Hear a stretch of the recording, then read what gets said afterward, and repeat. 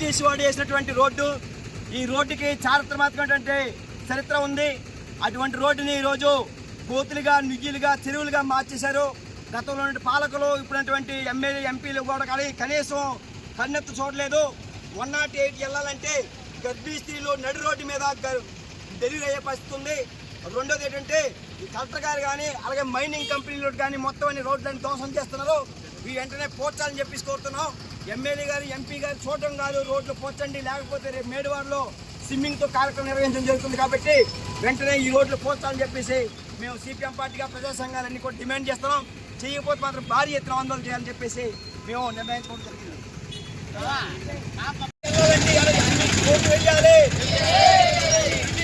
Road రక్షించండి, road రక్షించండి. Road వెంటనే మరమ్మతులు చేయాలి, రోడ్డు వెంటనే మరమ్మతులు చేయాలి, రోడ్డు వెంటనే మరమ్మతులు చేయాలి. ఎంపీ గారు రోడ్లు వెంటనే మరమ్మతు చేయాలి, ఎంపీ గారు రోడ్లు వెంటనే మరమ్మతులు చేయాలి. 108 వెళ్ళే తావులేదు, 108 వెళ్ళకి తావులేదు. గొయ్యలు వెంటనే కూర్చాలి.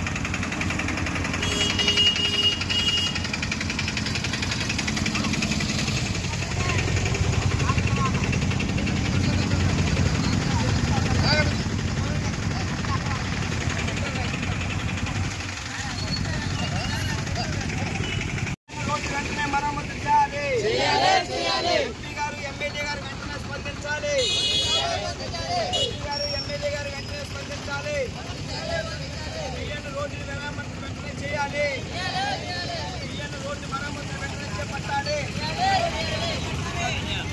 చాలా కష్టం ఉంది. రోడ్డు వెంటనే మరమ్మతులు చేయాలి.